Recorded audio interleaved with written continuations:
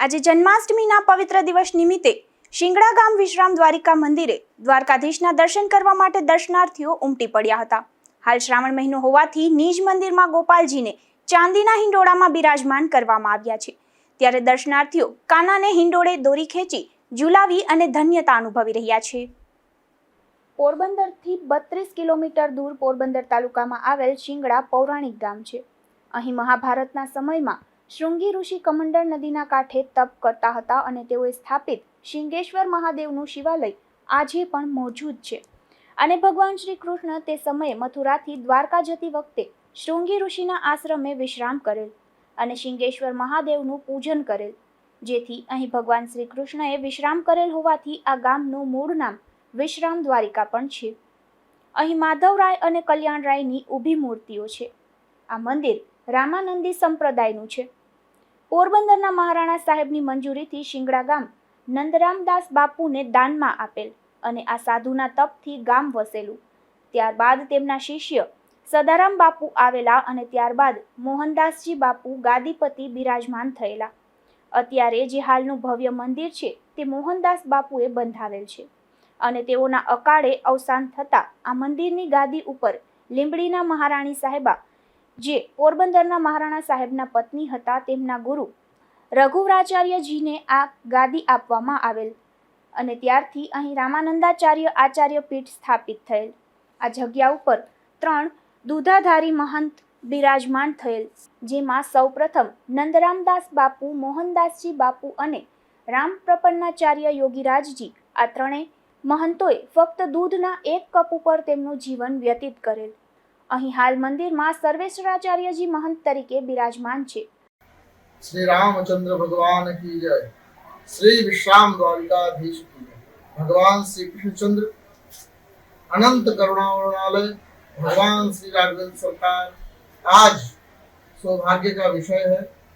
सभी हिंदुओं को, भगवान कृष्ण के अनुयायी जितने भक्तों को आज योगेश्वर भगवान श्री कृष्णचंद्र जी का जन्माष्टमी पर्व प्रागट्य दिवस है।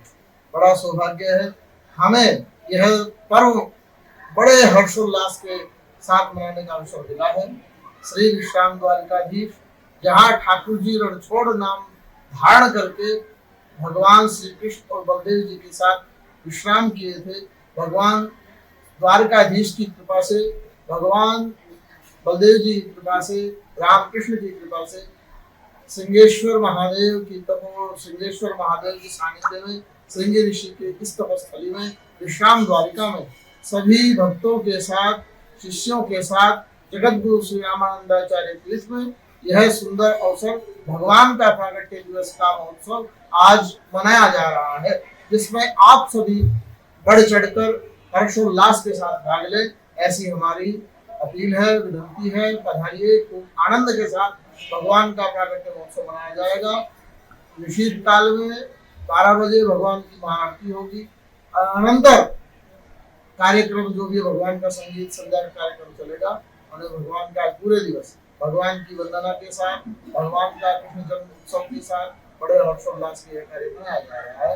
और भगवान से हम प्रार्थना करते हैं, विश्व में व्याप्त विभीषिकाएं, एक दूसरे का आक्रमण करना युद्ध है, इस सब को भगवान योगेश्वर शांत करें, पूरे विश्व में शांति दे और हमारे भारत को दिन दूनी 4 दिन दूनी रात चौगुनी उन्नति प्रदान करके भगवान सभी के मनों पूर्ण करें।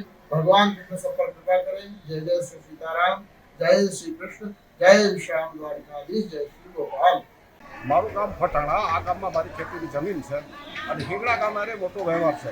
આ મંદિરને લગભગ 1857નો બળવો થયો ત્યારે શરૂઆત થઈ હતી અને સદારામ તેની ગાદીમાંથી હતા અને નંદરામ હતા એ એની 4થી 5મી પેઢી થઈ ગયા હતા અને નંદરામની પેઢીમાં પરંપરામાં મોહનદાસજી થયા અને મોહનદાસજીએ વિક્રમ સંવત 1941 એટલે જેને સપનીઓ દુકાળ કહેવાય એના પહેલાં આ મંદિરનું પરિપૂર્ણ કામ કર્યું હતું અને પથ્થર ધીરુભાઈ દામોદરની જે કાનાધાર છે ને ત્યાંથી કાઢ્યા હતા અને એ જમાનામાં પોરબંદરમાં રેડિયોની કમિશનર, કલેક્ટર હતા અને મારી બાજુમાં જીવાભાઈ ઉભા ને એમના આતા દેવા હતા અને કારાજી આ મંદિરના પથ્થર ચડાવનાર હતા, હા એનું કામ કરતા હતા અને મોટે ભાગે શિલ્પકાર હતા એ રાજસ્થાનના હતા અને શિલ્પકારોને રોજ ઘી, અડદની દાળ અને બાજરાના રોટલા ખાવા ફરજિયાત હતા અને એના કારીગરો પણ એવા હતા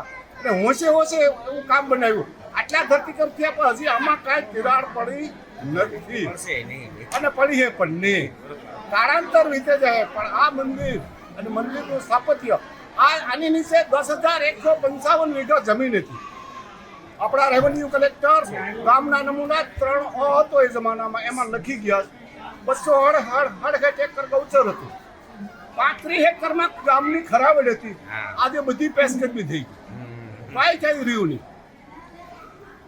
અને જગતગુરુ રામાનંદાચાર્યની પરંપરામાં આપણા ધીરુભાઈના બાપાને સામે જ રહેતા હતા. એમણે નોંદા બાપુને ખૂબ જોયેલા અને એના હાથમાં રમેલા અને એના હાથનું પ્રસાદ પણ લીધેલો. એ બહુ મજાની વાત છે કે એ માણસો હવે 96 વર્ષ થયા આ વાતને. મંદાજી વિદાય ગયા અમને અમે મંદાજી બાપુ યાદ રાખ્યો. કોઈ 12/6/1929 ની સાલ હતી ત્યારે દેવલોક પામ્યા, એનું મર્ડર. આજે જન્માષ્ટમીનો તહેવાર હોવાથી નિજ મંદિર ઉપર નૂતન ધ્વજારોહણ કરવામાં આવ્યું હતું. જ્યારે શિંગેશ્વર મહાદેવ આ વિસ્તારમાં આસ્થાનું કેન્દ્ર છે. અહીં 150 વર્ષ પૂર્વે ડોસા બાપા મોઢાએ શુદ્ધ ઘીનો દીવો પ્રગટાવેલ, જે અત્યારે પણ અખંડ દીવો ચાલુ છે. ધીરુભાઈ નિમાવત, ગુજરાત ન્યૂઝ, બગવદર.